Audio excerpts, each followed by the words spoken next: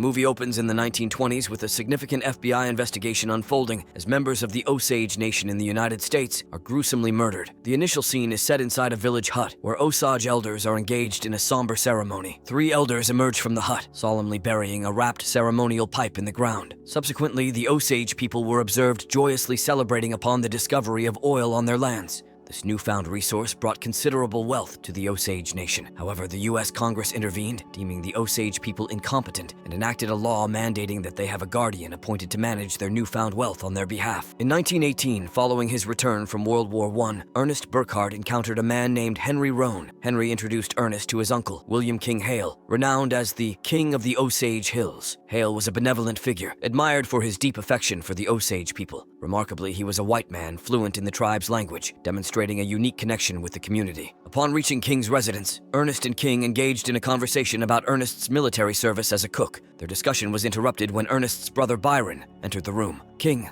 not only a successful businessman but also the deputy sheriff, cautioned Ernest against causing any disturbances. King aimed to avoid unnecessary problems and maintain a harmonious environment. Ernest settled in with his uncle and took up a job as a cab driver. Meanwhile, Mollie Kyle, a prosperous, full-blooded Osage, was engaged in a conversation with a man regarding the considerable amount of money spent by Mollie and her family. Mollie sought permission to use her funds for her medicines, citing her need due to diabetes. However, her request was denied, emphasizing that her family guardian must be present before she could access her own money. Mollie, feeling frustrated after her encounter at the office, sought solace in Ernest's cab. Ernest, at the suggestion of King, started fostering a connection with Mollie. Over time, Mollie became a frequent passenger of Ernest's cab, providing them with opportunities to get to know each other. Following King's advice, Ernest engaged in a romantic relationship with Mollie, and their connection deepened as love blossomed between them. As Ernest and Mollie's relationship progressed, they moved towards a more serious commitment, culminating in a traditional Osage wedding ceremony. Amidst the celebration, King exhibited empathy by comforting a grieving Osage woman who was said to be unwell and later passed away. As the Osage community mourned the loss, Ernest and King stepped aside for a private conversation. King manipulated Ernest into exploiting the deaths of Mollie's family for financial gain. He suggested that with each death, more money would come to Mollie, eventually benefiting Ernest if Mollie were to die. After an initial death, life appeared normal, but the situation took an unexpected turn for Ernest and Mollie, who were building their own family. Lizzie, Mollie's mother,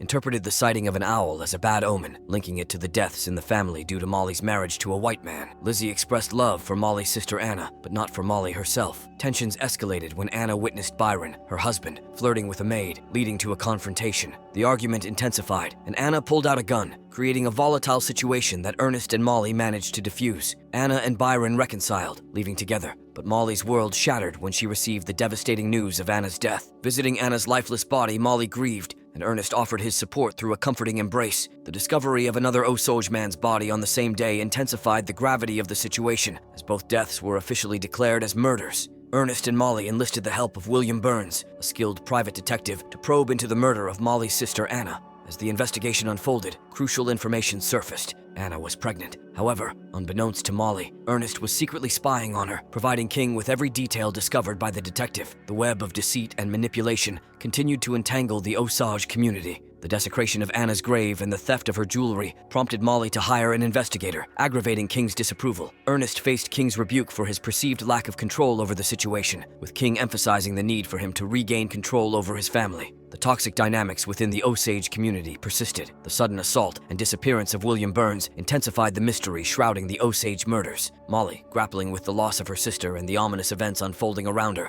remained in the dark about the fate of the detective. Meanwhile, as the doctors continued their routine visits to the Burkhart home for Mollie's insulin needs, an air of tension and uncertainty permeated the atmosphere. In the wake of Mollie's firm refusal of the doctor's aid, tension brewed in the Burkhart household. Ernest, pressed by the situation, took measures to make the medical professionals depart. The ensuing conflict between Ernest and Mollie reached an emotional peak. However, recognizing the importance of mutual support, Ernest navigated through the turmoil, tending to Mollie's needs. The couple, seeking solace, embraced, offering a brief respite from the strain that enveloped their relationship. During this time, another Osage man, who was one of Mollie's cousins, also died. The community was struck by a series of deaths, and suspicion loomed over the possibility of a conspiracy targeting the Osage. As the community grappled with grief and fear, Mollie and Ernest found themselves entangled in a web of deceit and treachery, unsure of who to trust. The intricate dynamics of power, wealth, and tragedy continued to unfold, casting a shadow over the lives of the Osage people. As Mollie's pregnancy brought a glimmer of hope to Ernest and Mollie's lives, King's disapproval hinted at deeper tensions within the family. Simultaneously, Henry Roan's struggles with alcohol and his association with John Ramsey hinted at the complexities and challenges faced by the Osage community. The interplay of personal relationships and external pressures continued to shape the narrative of the Osage people during this tumultuous period.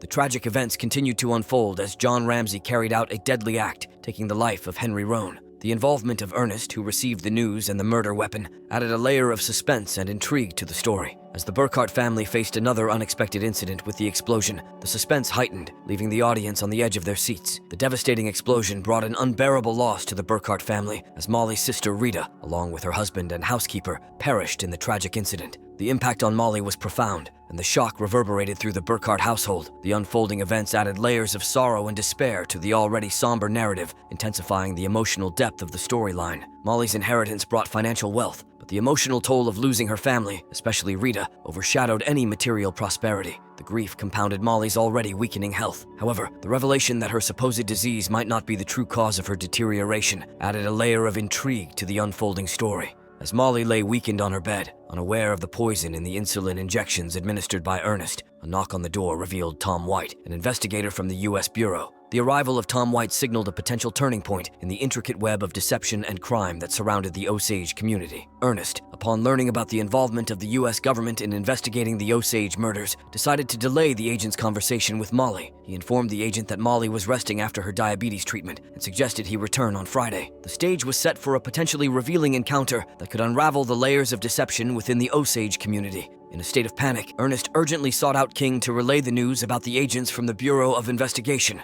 However, King, engrossed in a festival, dismissed Ernest's agitation and advised him to settle down. Unbeknownst to them, their interactions were being observed, setting the stage for potential consequences and revelations. Following the visit to the insurance agency, King attempted to claim the insurance money left by Henry Roan, but his request was denied. Despite his efforts to intimidate the agency employee using his influence, he faced rejection, leaving in frustration. The agents from the Bureau of Investigation took notice of these events, adding more intrigue to the unfolding investigation. In an attempt to evade the authorities, King refused to answer Tom White's questions on the spot, citing the inappropriateness of the location. They agreed to meet later for the discussion. Meanwhile, facing the risk of exposure after Blackie's arrest for a bank robbery, King made the drastic decision to eliminate some of his accomplices, including Ace Kirby, responsible for the explosion at the Smiths' home. Simultaneously, the agents dispatched by the Bureau of Investigation continued their thorough investigation into the intricate series of crimes. The stakes were rising as the web of deceit and violence began to unravel. The agents intensified their focus on the homicide of Henry Roan, gradually connecting the dots and recognizing the recurring involvement of individuals like King, Ernest, and John in their inquiries. Additionally, they unearthed crucial details about Byron and Kelsey Morrison, who were present with Anna on the night of her demise. As their investigation progressed, they successfully apprehended Morrison, who opted to collaborate with the agents, potentially unraveling deeper layers of the sinister conspiracy. With each passing day, Ernest's paranoia heightened as the repercussions of his misdeeds loomed closer. Desperate for reassurance, he sought solace from King, who confidently asserted that nothing would befall them. However, King's assurance proved erroneous when agents approached Ernest, taking him into custody and signaling a potential unraveling of the intricate web of crimes. During the interrogation, Ernest remained tight-lipped, unwilling to divulge any information. When Blackie, also in custody, was brought into the room, Ernest sought a private conversation with him. The argument between Ernest and Blackie unfolded, with Blackie urging Ernest to confess for the sake of his family. Their heated discussion was interrupted by Tom White, who attempted to persuade Ernest to cooperate, emphasizing that he was being manipulated due to his vulnerable position. Ernest, motivated by the desire to return home to his wife, ultimately gave in, prompting Tom White to inquire if he knew who was responsible for Henry Roan's murder. In a subsequent scene, John found himself in custody. Realizing that Ernest had implicated him, John chose to confess. Meanwhile, two agents visited Mollie and were taken aback by her deteriorating condition. Given Mollie's critical condition, the agents hurriedly transported her to the hospital for urgent medical attention.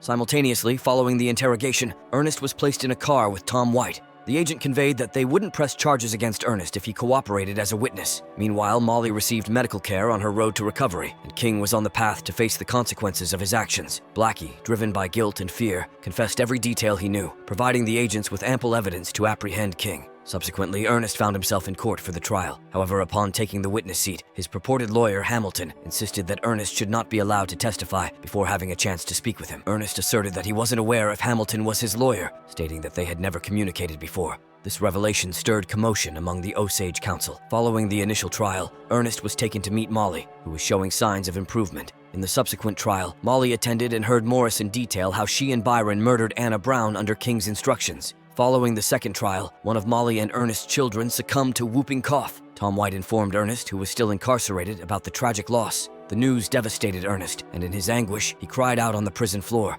Despite his confinement, Ernest was granted permission to attend his child's funeral, where he wept upon seeing the grave. Profoundly impacted by the death of his child, Ernest made a pivotal decision to testify and divulge the truth. During the third trial, he confessed that King was the orchestrator behind the Osage murders. Ernest revealed their sinister plan to eliminate every member of Mollie's family and admitted to poisoning Mollie to gain control of her fortune. Following the trial, King and Ernest faced the consequences of their crimes, with both being convicted. In a moment of bitter realization, Ernest could only watch as Mollie walked away from him, severing their ties forever. Don't forget to subscribe and enable notifications to catch more videos like this. Thank you for watching.